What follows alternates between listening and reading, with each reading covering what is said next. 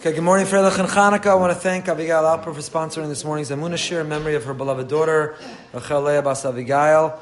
Neshama should have an aliyah. Okay, we're taking a break from our normal study. We're going to do the Slonim Rebbe on Chanuka. In case you didn't get the memo, today is Chanuka. And so to try to combine our ambition for growing our Emunah, but within this yantif of Chanuka. So this is the Slonim Rebbe, as you can see the pattern, big fan. The Mesiva Shalom on Chanuka, it's published as a separate booklet. And here on Mizmor Shir Chanuka Sabayis David. So he starts as follows. You see where we are? Be'inyan Chanuka matzino beis chalakim. When it comes to Chanuka, we find two components. Nes haneros, the miracle of the candles, v'chanuka samizbeach, and the rededication of the altar. The fact that the Syrian Greeks had taken over the temple and defiled it. So there were two miracles. One, that a flask of oil lasted longer than it should have, and number two, the miracle of the rededication of the Mizbeach. Al Nes HaNeiros Amru Gemara my Chanukah. When it comes to the miracle of the flask of oil that lasted longer, that the Gemara addresses when it asks, what is the essence of Chanukah? Shetimu kol hashmanim, they contaminated all the oils. Ukshenitzchum lamatzu ala pachshemen echad shlohaya balahadlik el yom echad. And we found one flask that really should have only lasted one day, but Venasa Bones Vidliko Mimenu Shmona Yamim, and a miracle occurred, and it lasted not one day, but 8 days. And to commemorate that miracle, we light the menorah, the Chanukiyah. We build up. It's a machlokes Beis Hillel Beis Shammai. Do you start with 8 and go down to 1? Do you start with 1 and go down to 8? Go up to 8. We follow the opinion of Beis Hillel. We start with 1 and we go up to 8. We light for 8 days to commemorate the miracle that it lasted for 8 days. Just as an aside, the Beis Yosef, Rav Yosef Karo, asked the famous question, a question for which a sefer was published called Ner Lameya, which was 100 answers to his one question. His one question is, why is Chanukah 8 days? It should only be 7 days. Why should it only be 7 days? Because after all, the first day wasn't a miracle. There was enough oil to last one day. The miracle was that it lasted 7 more. So why is Chanukah observed for 8 days? It should only be observed for 7. Like I said, if you've heard a few answers to that, there are at least 100. Sefer Ner Lameya quotes 100 answers, and there are many, many times that. But what's always struck me as, I think, in some ways the most obvious, but to me the most meaningful answer, is the following. In Maoz Tzur last night, we began to sing. One of the stanzas ends of Maoz Tzur, towards the end, B'nei Vina, the people who established Chanukah, the Chashmonaim themselves were B'nei Vina, they were men of great insight, of great wisdom, penetrating wisdom. Yemei Shmona. What do the words Yemei Shmona mean? Translate? 8 days a day. So they do not mean 8 days. If you look, even the Art Scroll mistranslates, it says 8 days, but it's not 8 days. How would you say 8 days in Hebrew? Shmona Yamim. Now that wouldn't work as well in the song, so therefore, clearly in order to be able to work, it's Yemei Shmona. But more than just working into the song, Yemei Shmona does not mean 8 days. B'nei Vina, these men of penetrating wisdom and insight, established not 8 days, they established days of 8. What's the difference between 8 days or days of 8? It's like Sesame Street. Days that are brought to you by the number 8. That's the theme. Each one of these days is brought to you by the number 8. So the Maharal explains that 7 represents nature, the natural order, the natural world. 7 are the days of the week, 7 are the days of creation, 7 is the natural world. 8 is one above, it's one more. 8 is the supernatural. 8 is that which goes beyond.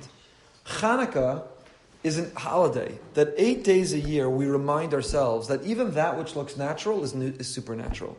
Even that which looks ordinary is in truth extraordinary. You know, the Gemara tells the story of the famous story of one of the Tanam's wife who ran out of oil. She wasn't able to light the Shabbos candles. He said, light the vinegar. Light vinegar. Vinegar is not fuel. Vinegar can't last. Vinegar can't light. And he said, why not? The same one who created oil and said that oil will serve as fuel and light, so too vinegar can light. And so it was a miracle the vinegar lit. What's the message of that story is, the only difference between the natural and supernatural is what we've come to take for granted. It's what we've come to expect. But the natural is no more natural than the supernatural, or no less supernatural than the supernatural. The only difference is how much we take it for granted, how used to it we've become. But the bottom line is that all of it is the will of the Ribono Shalom. It all comes only with the providence of Hashem. It's only when Hashem wants it and wishes and wills it and allows it. And if He didn't, oil wouldn't light either. So the same one who allows oil to light could allow vinegar to light. And the theme of Chanuka is not 8 days long because the miracle was 8 days long. The miracle was 8 days long because the miracle was a miracle of the number 8. And so these days are not just Shmona Yamim, it's not just 8 days, they're Yemei Shmona. They are days that are brought to you by the number 8. That as we live our natural lives in these 8 days, we look and see that there's actually nothing natural about them. That if you can see and hear and walk, that if you have the miracle of life itself. I saw a great story that Rabbi Aaron Leib Steinman, who passed away yesterday, one of the great Gedolim of the Jewish people. He was 104 years old. So last year, a young man said to him, Rosh Hashiva, what does it feel like to be a walking miracle? So he looked at the young man and he said, I don't know, you tell me. And what was the message to the young man? Is just because I'm 104 doesn't make me any more of a miracle than you at 22 years old. If you're alive, if you're awake, if you're here, you're no less a miracle than I. Apparently when he was already 102 or 103, there was a doctor who told him you can't fast on Yom Kippur.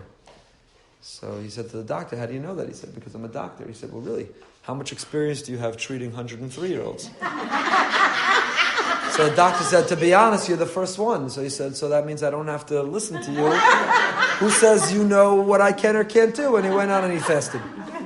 Right? But anyway, the point is, how does it feel to be a walking miracle? Because you're 104, I don't know, you're 15. How does it feel for you to be a walking miracle? If you woke up this morning, you're a walking miracle.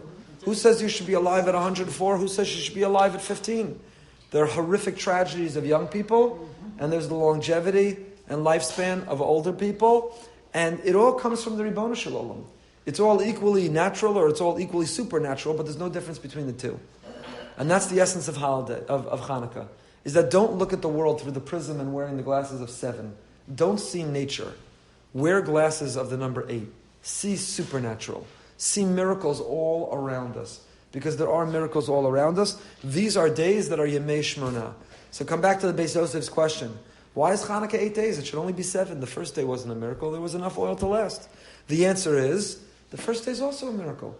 Who says the oil should ignite? Who says the oil should light? Who says the oil should burn even that first day? That day, it's fine, leave it. That day too is a miracle.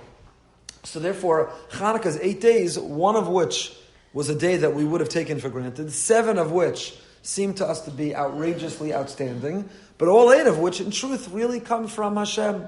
So what should we be working on these 8 days is giving halal and hoda'ah, not for when we see a miracle, but just not life itself is a miracle. Just life itself that comes together, that works out, the things that we take for granted, they too are Kili Olam Chasto. I always say there's the Halal Gadol. When we say Shabbos morning, those 2 columns, Hodul Hashem Kitov, Kili Olam Chasto, and then we list everything. God created the world, and He made the constellation, and the moon, and the stars. Kili Olam Chasto, God, your kindness endures forever. And then we recognize all the miracles of God in history. V'yotzianu mitzrayim, you took us out of Egypt. And Shebeshvilei, all these amazing miracles, Kili Olam Chasto. And how do we end? How does David HaMelech end? Nosein lechem l'chol basar. I've shared this with you before. It makes no sense. What kind of end is this? It's so anticlimactic. God, you suspended the rules of nature and you made the sea split and you made 10 miracles occur. And God, you created the world, something from nothing, and magnificent constellations and the seas and the land. God did it all. And also, when I go to Publix, there's bread on the shelf. Kili Olam Chasto. Bread on the shelf in Publix equals all these other things? It's so anticlimactic.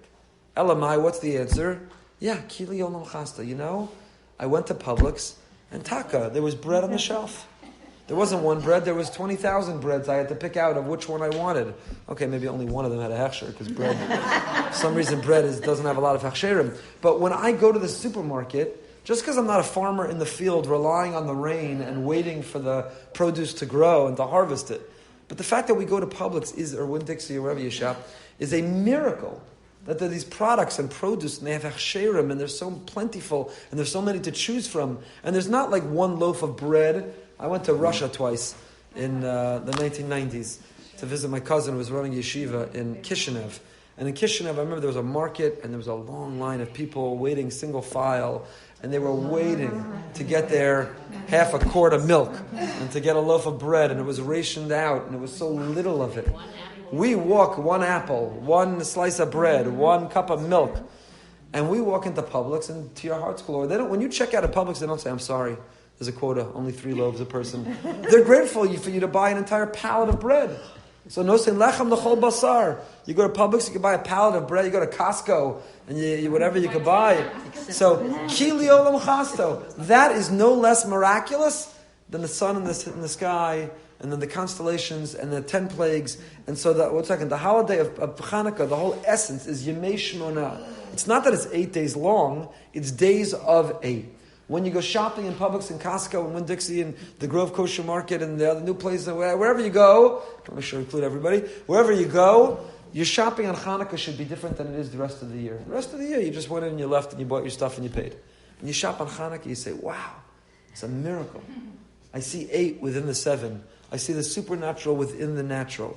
And therefore, even the first night, even last night is the biggest miracle. Even the night for which there was a flask, that too is a miracle. Yes, Henshaw. Isn't there a story in Tanakh about a woman who burned vinegar? That's what I referenced. So the vinegar, she was upset there was no oil. There was no oil. So burn the vinegar. Exactly. The notion, so that's when it comes to the miracle of the oil. That's our job. That's our mission. That's with our children. To point out to our children, our grandchildren over these 8 days that they shouldn't wish, I wish there were miracles. I wish God revealed himself to me. I wish and it lived in a time. What do you mean? You're FaceTiming with your sibling in Israel, your cousins. You don't think that's a miracle? In real time, your face is going up to the heavens and down into Israel, 6,000 miles away, and you're talking to one another, and you could see one another, and you're telling me you don't live in times of miracles? I'm not talking about 1,000 years ago they never dreamt that could happen. I'm talking about 25 years ago. We didn't dream that could happen. We thought it would cost $1 million and only who would have it. And if you had it, it would break up and it would be a delay, a time delay, and it could never work out. And now you could buy something on Amazon and have it arrive at your doorstep through a drone within 5 minutes. And you can go and you can FaceTime and you can watch. My father happens to be in Israel. But my mother was here last night. My father, from 6,000 miles away, joined us for candlelighting. Literally, he was there with us for candlelighting. And it was not on time delay, and we didn't record it and send it to him, and he had to download it. I remember when it first came out, when we were living in Grus, and the internet was just really starting. I remember we had this, the dial-up, you dial up your internet, and there was this cool thing. So I remember I downloaded on the laptop. It was like an 8-second video of Michael Jordan dunking the basketball. I pressed the download before we went to sleep, and like 14 hours later, the 8-second video had downloaded. It was so cool. Look at this, it's so cool. You can download it, you can watch an 8-second video. It's so cool. It took a half a day to download the 8-second video, which was all grainy and blurry. And we live in a what? So, it's not miracles? These aren't Yemei Shmona. We're not living in Yemei Shmona. Yerushalayim, the capital of Eretz Yisrael, we're not living in Yemei Shmona. These are incredibly miraculous times. Again, the first time you used FaceTime, you said, whoa. The first time you used Waze, you said, that's incredible. Now it's like, it's natural. It's natural. It's a big deal. It's natural. Some designers. It's a free app. I never have to buy it. My FaceTime's not working. It says that it's reconnecting. What is this garbage? I can't believe this. It's Yemei Shmona. These are miraculous, miraculous, miraculous times. And we can never, ever make the mistake of confusing the natural or the supernatural with the natural, the extraordinary, and seeing it just as ordinary. And what about the reconsecration of the altar? This is what our rabbi said. Sha'yevanim timos hamizbeach, they contaminated the altar. And the Chashmonaim constructed a new altar and consecrated. Ubi Yalkut Malachim Yisa, the Yalkut Shimoni and Malachim says, the Pechafe Bekislev Nigmar Malachas HaMishkan. It was on the 25th of Kislev that the construction of the tabernacle was complete. V'lo chanchu ad achad b'Nisan shebol noldu ha'avos. So we first began to use the Mishkan, the tabernacle, on the 1st of Nisan, but the construction of the Mishkan was complete on the 25th of Kislev, which happens to correspond with today. The name of the holiday, Chanukah, Kasav HaMaharsha, the Maharsha of Shmuel Eidel's writes, Shua Yidei Shem Chanukas HaMizbeach. Why is the whole holiday called Chanukah? It is commemorating the Chanukas HaMizbeach, the reconstitution, the reconsecration of the Mizbeach. We read today in Shul, the Torah reading of Chanukah is the dedication of the Mizbeach. But Tzarech Bir, Madua Nikra Chag Hashem Chanukas HaMizbeach V'lo Hashem Nes HaNerush. Why is the holiday called after the consecration of the altar and not based on the candles? After all, if you ask me, which is a bigger miracle? Which is a bigger miracle? That you light a tiny flask and it lasted 8 days? I haven't seen it yet this year, but every year you see on the internet someone puts out a picture of the cell phone battery, which said that it only had 1%, but it lasted 8 days. Miracle. So that's the modern application of the miracle of Hanukkah. That your cell phone battery showed 1%, but it lasted 8 more days. So which is a bigger miracle? That your battery was down to 1% and it lasted 8 days? Or that you took your kalim to the mikveh and now you could use them and cook in them?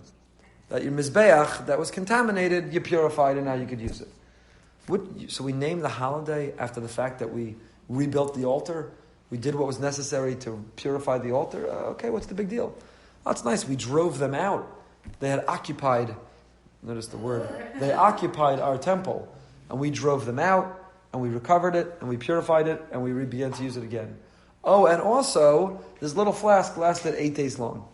So we name it after Chanukas HaMizbeach, that we were able to purify the altar. What do you mean? The other miracle is much, much bigger. So why don't we name the holiday after the miracle of the oil? Why is the holiday named after the miracle of the ability to use the altar, the Mizbeach, once again? Baruch atah Adonai Eloheinu melech haolam she'akol niyeh b'dvaro. Amen. V'yizba'er behektam asher amdu ha'mefarshim. So this says the Son of Rebbe, I want to explain it, based on how the commentators explain the Perek in Tehillim of Mizmor Shir Chanukas Habayis LaDavid. Le'ezeh Chanukas Habayis HaKavana.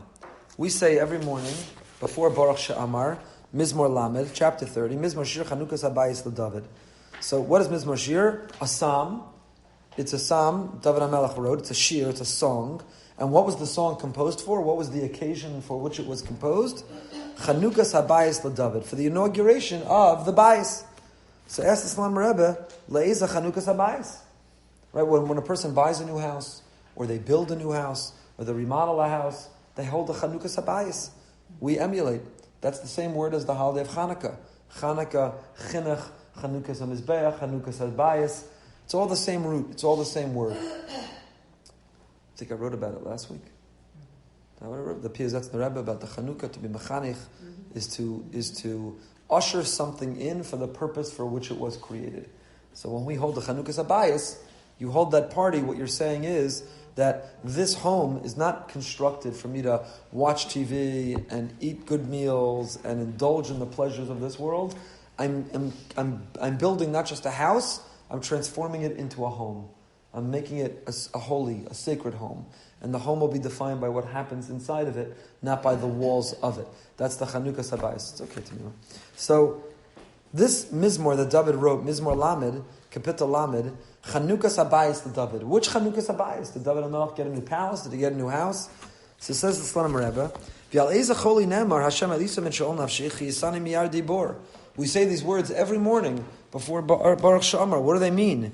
God, Ha'elisa Min She'ol Nafshi, you raised me out from the dungeon, from the Gehenna of my soul. Chiyisani Miyar Dibor. You gave me life from the descent down to the pit. Hamizmor Chibru David, Shignu Hamishorim B'Chanukas Beis HaMikdash. So when did David write this? I'm sorry, I skipped the line. Yesh Mevarim Shezeh Rashi and Ibn Ezra explain which Chanukas Habayis is this. When David HaMelech built the Beis HaMikdash, he wrote, he composed this song to be sung during the Chanukas Habayis, during the dedication of the new Beis HaMikdash. V'dima Yimei HaGalos V'Atzaros B'Tziros Chola Shenitzrapei. And David HaMelech was describing a life without a Beis HaMikdash. A world without a Beis HaMikdash is a world without Hashras HaShechina. What is the Beis HaMikdash? The Beis HaMikdash is Hashem's intense dwelling among us. There were 10 miracles that happened daily in the temple. Mishnah in Pirkei Avos tells us. 10 open miracles that happened. That meant that if you lived in the time of the Beis HaMikdash, and you had doubt or uncertainty as to whether there was Hashem in your life, You made your way to the Beis HaMikdash and you renewed and reaffirmed your faith. You saw open miracles and you couldn't help but believe that He was there. So the Beis HaMikdash is the vehicle for Hashras HaShechina, that Hashem dwells among us. You can palpably, tangibly, intensely feel His presence. That's why we've been suffering the last 2,000 years. What Galus, what Churban is Siluk HaShechina. It's when Hashem withdraws His divine presence and we feel a void, a hole, absent. We're struggling to make rhyme or reason for what's happening in the world. We're struggling to feel Hashem's presence in our lives. So David HaMelech says, a world without a Beis HaMikdash is a world filled with saras, galus. It's the darkness of exile. It's the darkness of uncertainty. Chazal already give us the insight that uncertainty is one of the most painful things in the world. Someone waiting for the result of a test they took, it's almost better, they're almost more prepared to get the bad news than living with the uncertainty. Bad news, you can deal with.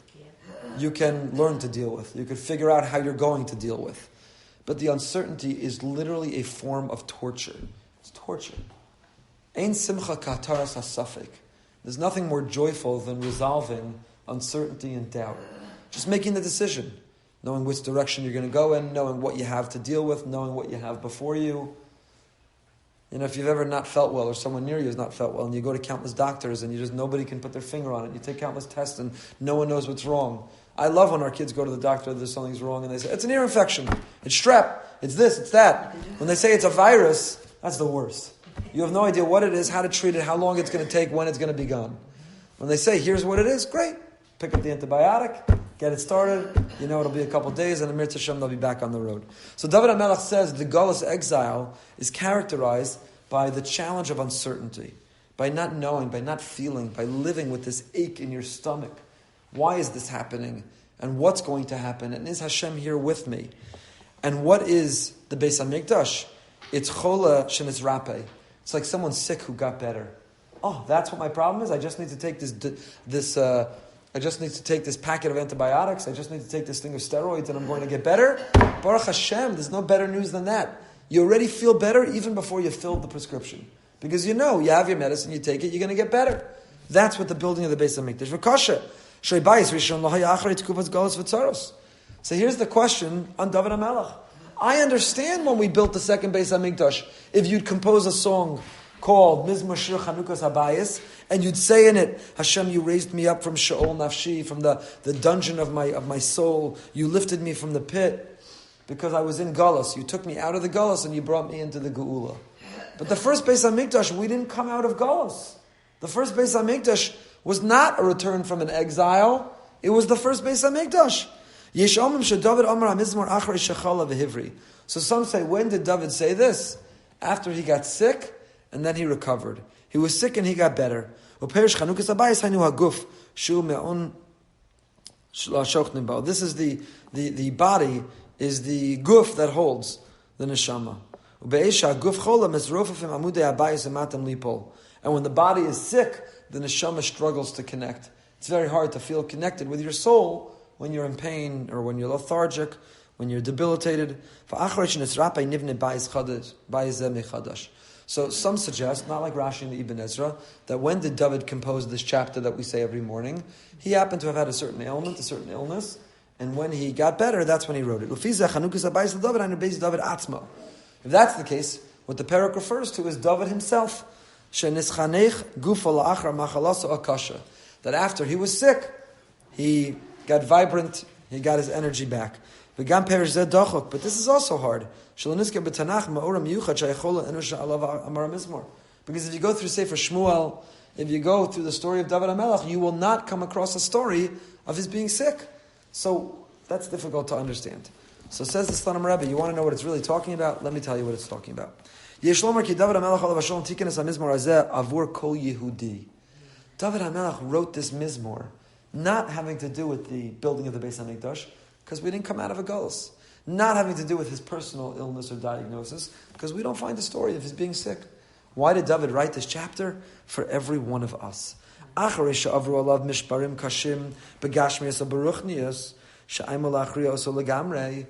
every one of us in life confronts circumstances that we feel are going to shatter us, that we feel are going to knock us down, and we're never going to get up. when you are in that dark place, when you're going through that dark time, it's hard to imagine it ever getting better. Interpersonal relationships, one's own illness of a child, financial ruin, whatever crisis one is going through, it's hard to see a light at the end of the tunnel. It's hard to believe the tunnel has an end. You think this is your new reality. Nothing could ever get better. It's just the worst. We're going to collapse. V'Hashem Yisbarach Azar Lo L'Hisoshesh Mehem. And HaKadosh Baruch Hu gives you the strength and the capacity. Ubebo L'Kumam Harisus of Livnos V'Chazar Es Beso HaPnimi L'Kayim Benafsho Es Chadshus V'Chanukas HaBayis L'Shuv L'Ma'amado Kibriya Chadasha Nisken Avura HaMizmor Hazeh. So you know what this Mizmor is about? Says the Son of Rebbe. When your inner home, when your inner world is on the verge of collapse, and Hashem fortifies it, and Hashem strengthens it, and Hashem holds up those walls, and Hashem allows you to rededicate it, and to say, you know what, I thought my house was imploding. My inner home, my inner world, my heart, my life, my hope, my family, my faith, I thought it was crumbling, I thought it was collapsing, I thought it was falling down.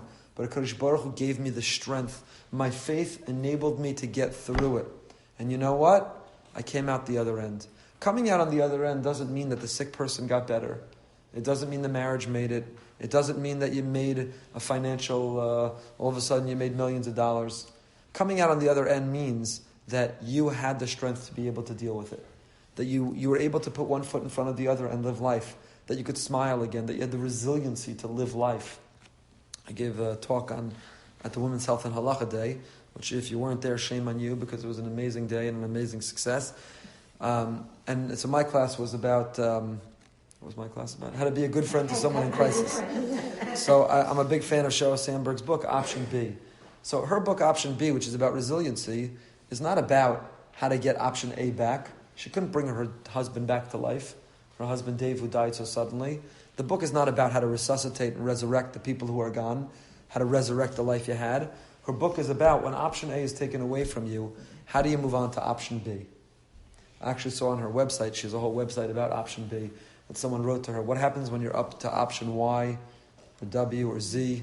What happens when you're up to the last options, when you've been through so many options in your life? But the essence of her book, and she's using research and studies, she co-wrote it with Adam Grant, is how to live a life of resiliency and how to do Option B when Option A is taken away from you. So I want to be very careful to say that living a life of emunah and being able to have your own personal Chanukas habayis, to rededicate your inner heart, your inner home, your inner world, is not about getting Option A back. Sometimes it is. Wow, I thought it would disappear, and it turns out I got my health back.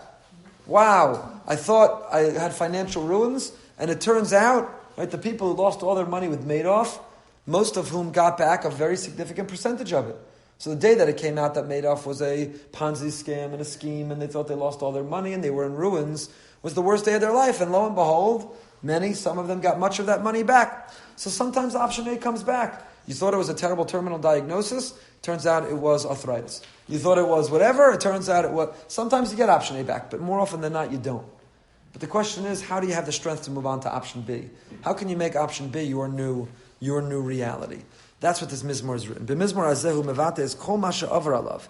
In this Mizmor, David HaMelech articulates all that he had been through. Hashem Ha'alisim in She'ol Nafshi. I was in this pit, this dungeon, this dark place. Those who were there on Sunday, we showed the video from Brene Brown, the difference of sympathy and empathy. When the person is in the pit, the sympathy is the person who's on top, who looks down and says, wow, it looks pretty dark and cold and miserable down there. So sorry for you. Empathy is that you climb down the ladder in the pit, sit next to that person in the pit. So that's this imagery of David HaMelech in this Mizmor. That God, min sha'ol nafshi, the Gehenna of my soul, chiyasanim miyardei bor, you gave me life from being low in the pit. David HaMelech is longing to Hashem. David HaMelech had a tough life. A rebellious son who wanted to kill him. A father-in-law who chased him and pursued him and wanted to kill him. Every direction he was being pursued. Eilecha Hashem ekra. And when he was in that dark place, when he thought it was hopeless, when he thought he was going to collapse, when he thought that this dark reality was his new normal and his new reality and there was no way out, what did he do? Eilecha Hashem ekra. Hashem, to you I call. V'el Hashem eschanan, mabetza b'dami. God, what good is there in my death? I can't serve you from this low position. What good is there in my suffering? Shema Hashem v'chaneni Hashem hayozili. Hashem, listen to me and bestow kindness upon me and help me. Hashem Elokai li olam odeka. Hashem, forever I will express gratitude to you. V'cheiniskan hamizmor avor klal Yisrael. This was written, posits the Slonim Rebbe, not because David healed from a particular illness, and not because he built the Beis HaMikdash. He rebuilt his own home, his own life, his own heart, his own inner world. So he wrote it for all of us, that when we nationally or collectively go through a hard time, imagine how this was said after the expulsions and the Inquisition, how this was said after the Holocaust, that HaKadosh Baruch Hu, you give us the strength, take me out of my hell, out of my dungeon, out of my pit, help me, and I will forever thank you. We can come back and strengthen. We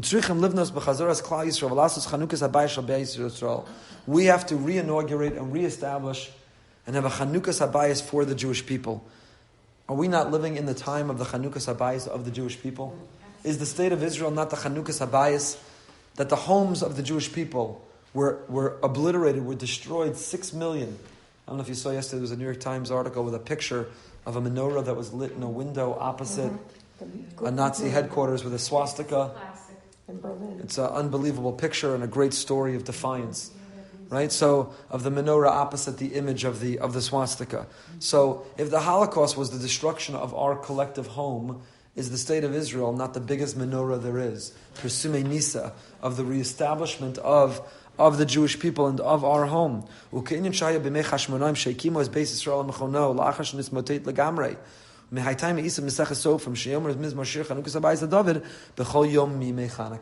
Says the Slonim Rebbe, it's not a coincidence, brought down in Masechah Sofrim, we just began it this morning, that every day of Chanukah, even though we said Mizmor Shir Chanukas Habayis David before Baruch Shamar, if you're Ashkenazi, or whenever you say it, if you're Mishnah Sfard, but even though we already said it, we say it a second time at the end of davening.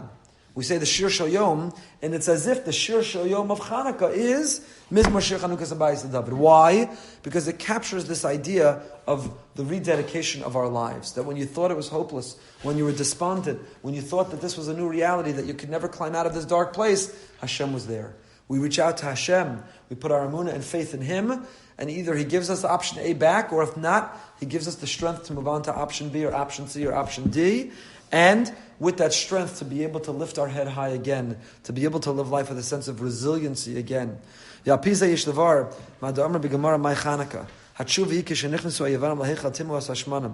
now we understand when the Gemara asked, "My Chanukah," and it answers, "Oh, we found all these flasks of oil; they were contaminated." And when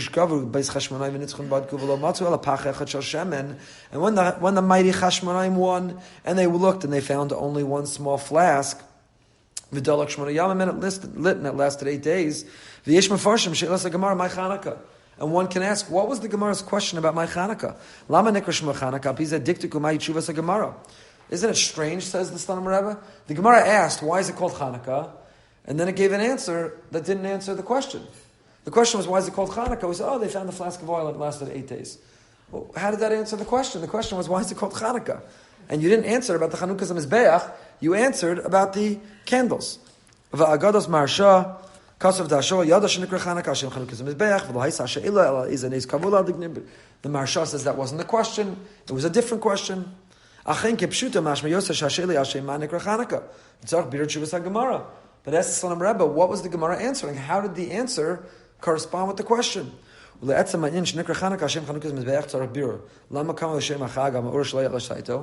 all the more so. Why did we name the holiday? Okay, they rededicated the altar. Okay, so the altar became contaminated, they purified it, they were ready to start going again in the Beis HaMikdash. But that was a miracle that happened for its time. It wasn't an enduring miracle.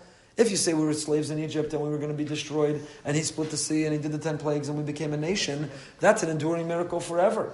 If you say we got the Torah at Har Sinai, it's an enduring miracle forever. We sat in sukkahs and we braved the elements and here we are to tell about it, it's an enduring miracle. They rededicated the contaminated Mizbeach. And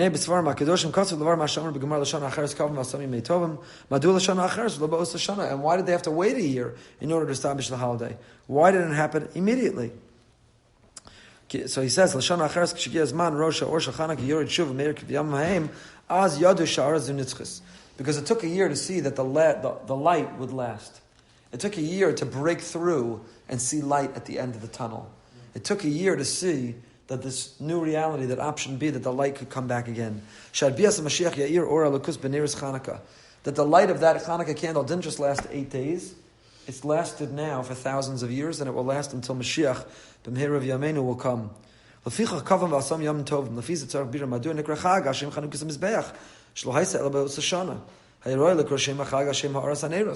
that's the case, the holiday should be named after and correspond with the miracle of the candles, not the rededication of the altar.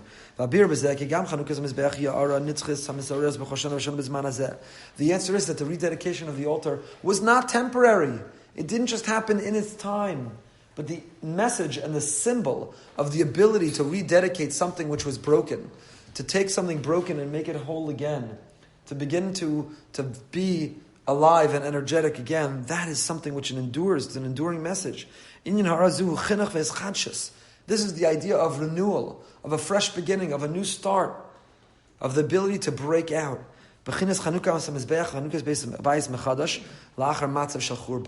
So what is the holiday of Chanukah all about? The holiday of Chanukah is all about two things.